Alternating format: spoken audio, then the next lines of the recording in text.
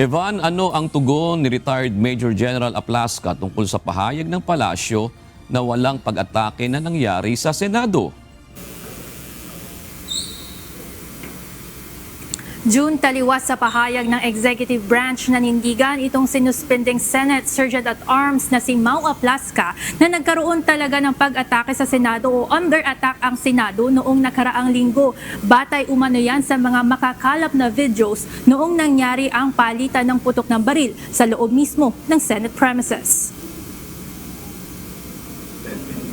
What they did, they spliced the videos and they just selected the videos that will support their narrative.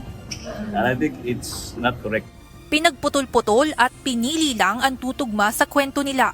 Ito ang tingin ng sinuspending Senate Sergeant at Arms na si retired Major General Mau Aplasca sa mga video na ipiniresenta ng Department of Interior and Local Government at Philippine National Police sa Malacanang kahapon. Nanindigan si Aplasca na inatake ang Senado nitong nakaraang Miyerkules, May 13 at tanging isang warning shot lamang umano ang kanyang pinaputok sa loob ng Senate premises.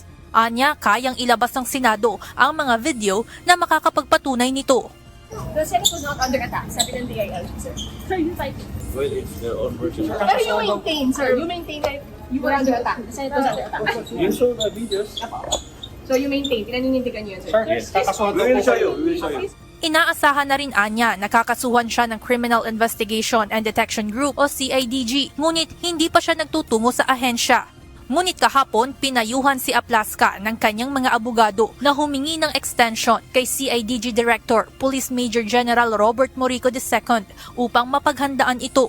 Sa palace briefing, nabanggit rin na nagkaroon ng meeting sa pagitan ng mga tauhan ng OSAA at GSIS isang araw bago ang nangyaring putukan. Ngunit ayon kay Aplasca, may naganap na pagpupulong. Ngunit hindi kabilang dito ang National Bureau of Investigation at hindi rin napag-usapan ang umano'y request na extra security ng GSIS. Walang sinabi naman sa secure NBI ng isa. Our meeting is about the impending impeachment, security preparation. I invited the security manager of GSIS. He was there. He didn't say anything about the NBA arrival here. May sagot naman si Interior Secretary John Vic Remulla at Palace Press Officer Undersecretary Claire Castro sa paratang na spliced ang CCTV footage sa isinagawang press briefing sa Malacanang. May timestamp naman lahat eh. So it couldn't have been spliced. Those were direct from CCTV cameras of the Senate, their servers, and hindi pwedeng splice yun dahil may timestamp lahat. Ang naipresent po sa briefing kahapon, yan po ay galing mismo rin sa Senado. So kung ano pang ebidensya na meron sila, kakailanganin po yan ng DILG, ng DOJ at ng Ombudsman para makita natin ang buong katotohanan. Samantala, sa Facebook post kahapon ni Senator Robin Padilla, ipinagtanggol nito si Aplasca mula sa mga batikos. Sa caption ng senador, si Aplasca ang sumagip umano sa buhay ng mga nasa loob at labas ng Senado. Paliwanag pa ng mambabatas, ang warning shot na nanggaling kay Aplasca at sa NBI ang nagpatunay na may friendly forces sa dalawang panig at nagkulang lamang umano sa koordinasyon at komunikasyon ang mga ito.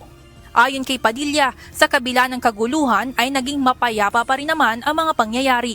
Si Senator Loren Legarda naniniwala ring pinoprotektahan ni Aplasca ang Senado. Ma'am, si Senator Aplasca mapakasuhan na daw po. Sabi po ng CIDG. He protected us.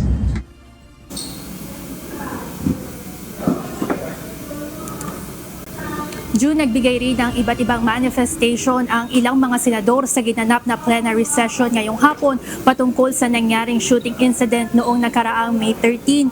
Ayon kay Senator Erwin Tulfo, batay sa panawagan ng taong bayan, kailangan magkaroon ng impartial, independent at fact-based na investigation patungkol rito.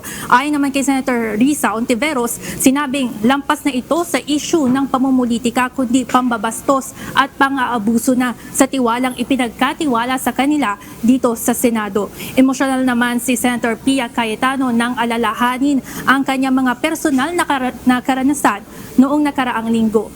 Samantala, sabi naman ni Senator Joel Villanueva at napagkasundoan ng lahat ng mga senador na pag-usapan na labang at talakayin ang iba't ibang mga question patungkol dito sa gagawing investigation sa shooting incident sa susunod na plenary session sa darating na Lunes, May 25. Yan muna ang update. Balik sa inyo dyan, Jude.